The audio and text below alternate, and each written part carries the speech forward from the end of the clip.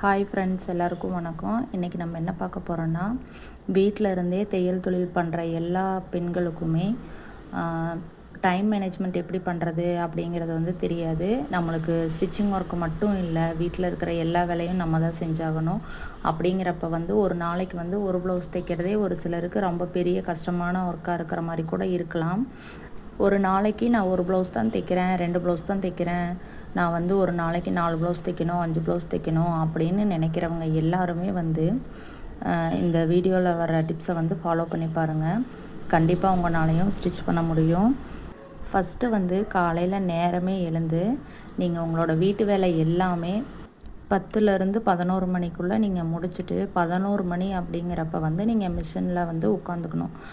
அப்போ இருந்து நீங்கள் ஸ்டிச் பண்ண ஆரம்பிச்சிங்கன்னா தான் உங்களுக்கு குழந்தைங்க வந்து ஸ்கூலுக்கு போயிருந்தால் ஒரு 3:30 4 o'clock வர்றதுக்குள்ளே வந்து உங்களால் ஒரு மேக்ஸிமம் ஒரு 3 ப்ளவுஸாவது உங்களால் ஸ்டிச் பண்ண முடியும். ஸ்டார்டிங்லேருந்தே ஒரு 2 ப்ளவுஸ் தைச்சிட்ருக்கிறவங்க அப்படிங்கிறவங்கனால வந்து கண்டிப்பாக 4 ப்ளவுஸு ஈஸியாக குழந்தைங்க ஸ்கூல்லேருந்து வர்றதுக்கு முன்னாடி உங்களால் முடிச்சிட முடியும். 4 ப்ளவுஸ் தைக்கணும், 5 ப்ளவுஸ் தைக்கணும் அப்படின்னு நினச்சிட்ருக்கிறவங்க ஃபஸ்ட்டு வந்து நீங்கள் கட்டிங் ஒர்க்கை வந்து என்றைக்கு நீங்கள் ஸ்டிச் பண்ணுறீங்களோ அந்த அன்னைக்கு கட்டிங் போட்டு ஸ்டிச்சிங் பண்ணுற மாதிரி பண்ணாதீங்க. அந்த மாதிரி பண்ணும்போது வந்து சீக்கிரமாக ஸ்டிச்சிங் ஒர்க் வந்து நம்மளுக்கு முடியாது. நீங்கள் 4 ப்ளவுஸ் தைக்கணும் அப்படின்னு நீங்கள் முன்னாடியே முடிவு பண்ணிட்டீங்க அப்படின்னா அந்த 4 ப்ளவுஸையும் வந்து முந்தின நாள் நைட்டே எத்தனை மணி ஆனாலும் சரி அதை நீங்கள் கட் பண்ணி வச்சுட்டு அதுக்கப்புறமா அடுத்த நாள் வந்து ஸ்டிச்சிங்க்கு போங்க.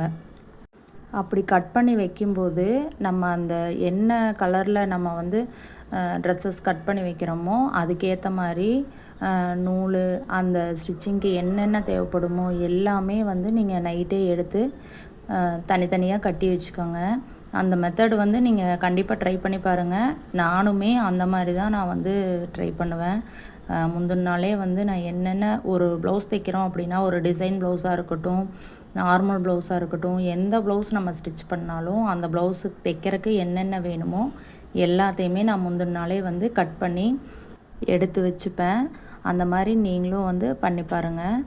அந்த மாதிரி கட் பண்ணி வச்சுட்டு நீங்கள் அடுத்த நாள் ஸ்டிச் பண்ணும்போது பார்த்திங்கன்னா உங்களுக்கு வந்து ஸ்டிச்சிங் மட்டும்தான் இருக்கும். அப்படிங்கிறப்ப கடகடன்னு நீங்கள் ஸ்டிச் பண்ணிடலாம். இதுவே நீங்கள் வந்து அப்போதைக்கு நீங்கள் கட் பண்ணிவிட்டு அதுக்கப்புறம் ஸ்டிச் பண்ணலாம் அப்படிங்கிறப்ப நீங்கள் ஒரு 4 ப்ளவுஸ் கட் பண்ணும்போதே உங்களுக்கு வந்து டயர்ட் ஆகிற மாதிரி இருக்கும். அப்புறம் சரி அப்புறமா தைச்சிக்கலாம் அப்படிங்கிற மாதிரி வந்து நீங்கள் அதை அப்படியே கட்டிங் மட்டும் போட்டு வச்சுருவீங்க. அந்த ப்ளவுஸ் வந்து அப்புறம் தைச்சிக்கலாம் அப்படின்னு பார்த்தீங்கன்னா அந்த 4 ப்ளவுஸ் ஸ்டிச் பண்ணுறக்கே 2ங்கிறது 3 நாள் கூட ஆயிரும். ஒரு சிலருக்கு 2 நாள் ஆகலாம், அந்த மாதிரி கூட இருக்குது. அதனால் வந்து கட்டிங் ஒர்க் வந்து நீங்கள் முந்தின நாள் நைட்டே கண்டிப்பாக பண்ணி வச்சுக்கோங்க. அந்த மெத்தட் ரொம்ப யூஸ்ஃபுல்லாக இருக்கும். அப்புறம் நீங்கள் 4 ப்ளவுஸ் ஸ்டிச் பண்ணுறீங்க அப்படின்னா அந்த 4 ப்ளவுஸில் வந்து எந்த ப்ளவுஸ் வந்து உங்களுக்கு ஃபஸ்ட்டு வந்து ஈஸியாக ஸ்டிச் பண்ண முடியும் அப்படிங்கிற மாதிரி ஃபீல் இருக்கோ அந்த ப்ளவுஸை வந்து நீங்கள் ஃபஸ்ட்டு ஸ்டிச் பண்ணுறக்கு ட்ரை பண்ணுங்கள். இப்போ இதுவே ஒரு சிலருக்கு வந்து காட்டன் ப்ளவுஸ்னால் ஈஸியாக இருக்கும் அப்படின்னு நினப்பாங்க. ஒரு சிலர் வந்து சிந்தட்டிக் ப்ளவுஸ் வந்து நம்ம ஈஸியாக ஸ்டிச் பண்ணலான்னு நினப்பாங்க. ஆனால் சிந்தட்டிக் ப்ளவுஸ் வந்து ஸ்டிச் பண்ணுற கொஞ்சம் லேட்டு தான் ஆகும் காட்டன் ப்ளவுஸை விட. இப்போ நம்ம ப்ளவுஸ்லேயே நிறைய வெரைட்டி இருக்குது. காட்டன் இருக்குது, சில்க் காட்டன் இருக்குது, சிந்தட்டிக் இருக்குது, கிரேப் இருக்குது. அந்த மாதிரி துணி வலுவலுப்பாக இருக்கிற நிறையா ப்ளவுசஸ் இப்போல்லாம் மார்க்கெட்டில் இருக்குது. அதனால் வந்து உங்களுக்கு எந்த ப்ளவுஸ் ஈஸியாக ஸ்டிச் பண்ண முடியுதோ அதை ஃபஸ்ட்டு ஸ்டிச் பண்ணுங்கள். ஈஸியாக வர்றதை நீங்கள் ஃபஸ்ட்டு ஸ்டிச் பண்ணிட்டீங்கன்னா நீங்கள் ஒரு 2 மணி நேரத்தில் ஸ்டிச் பண்ணுற ப்ளவுஸு 1 மணி நேரம் 1.5 மணி நேரத்தில் கூட உங்களால் ஸ்டிச் பண்ண முடியும். அந்த வலுவலுப்பான துணியில் ஸ்டிச் பண்ணுற ப்ளவுஸ் எல்லாம் பார்த்தீங்கன்னா 1.5 மணி நேரத்தில் ஸ்டிச் பண்ணுறது 2 மணி நேரம் கூட ஆனாலும் ஆகலாம். அதனால் வந்து உங்களுக்கு எது ஈஸியாக வருதோ அதை ஃபஸ்ட்டு ஸ்டிச் பண்ணுங்கள். அப்படி ஸ்டிச் பண்ணும்போது நம்மளோட வேலையும் சீக்கிரமாக முடிகிற மாதிரி இருக்கும். அப்புறம் ஒரு நாளைக்கு வந்து நீங்கள் 2 தைக்கலாம் அப்படின்னு நினச்சிட்டு இருந்தவங்க சப்போஸ் 3 தைச்சிங்க அப்படின்னா நம்மளுக்கே ஒரு ஹாப்பி இருக்கும். நம்ம சீக்கிரமாக தைச்சிட்டோம் அப்படிங்கிற மாதிரி இருக்கும். நம்ம ஈஸியாக சீக்கிரம் வேலையை டக்குன்னு முடிச்சிட்ருக்கோம் அப்படிங்கிற ஃபீல் உங்களுக்கு வரும். அடுத்தடுத்த நாள் பார்த்திங்கன்னா உங்களுக்கு இதே மாதிரி நம்ம ப்ளவுஸ் ஸ்டிச் பண்ணணும் அப்படிங்கிற எண்ணமும் வரும். அதனால் வந்து இந்த மாதிரி ஃபாலோ பண்ணி பாருங்கள். அதுக்கப்புறமா ஒரு ப்ளவுஸ் வந்து ஸ்டிச் பண்ணும்போது நீங்கள் வந்து டைம் நோட் பண்ணிக்கோங்க. டைம் வந்து எப்படின்னா இப்போ 1 மணி நேரத்தில் நீங்கள் ஸ்டிச் பண்ணி முடிக்கணும் அப்படிங்கிறத வந்து நீங்கள் ஃபஸ்ட்டு வந்து நினைக்கணும். இப்போ 1 மணி நேரத்தில் முடிச்சிடணும், 3/4 மணி நேரத்தில் முடிச்சிடணும் அப்படிங்கிற தாட் உங்களுக்குள்ளே கண்டிப்பாக இருக்கணும். நீங்கள் ஃபஸ்ட்டு ப்ளவுஸை வந்து ஸ்டார்ட் பண்ணும்போதே வந்து டைம் நோட் பண்ணிக்கோங்க. டைம் ஓட ஓட நீங்களும் அதுக்கு தகுந்த மாதிரி ஸ்பீடாக ஒர்க் பண்ணிங்கன்னா அந்த 1 மணி நேரங்கிறது 3/4 மணி நேரத்தில் கூட உங்களால் வந்து ஒரு ப்ளவுஸை ஸ்டிச் பண்ண முடியும்.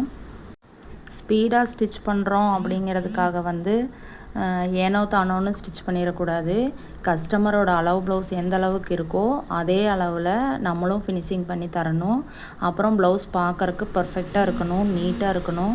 அந்த மாதிரி நீங்கள் ஸ்டிச் பண்ணி பழகிக்கங்க. ஸ்டார்டிங்கில் இருந்தே நீங்கள் பழகிறது வந்து ஒரு ப்ளவுஸ் ஸ்டிச் பண்ணி நம்ம கையில் கொடுக்குறோம் அப்படின்னா வந்து அந்த ப்ளவுஸ் பார்த்த உடனே வந்து ஃபஸ்ட்டு நீட்டாக அவங்களுக்கு தெரியணும்.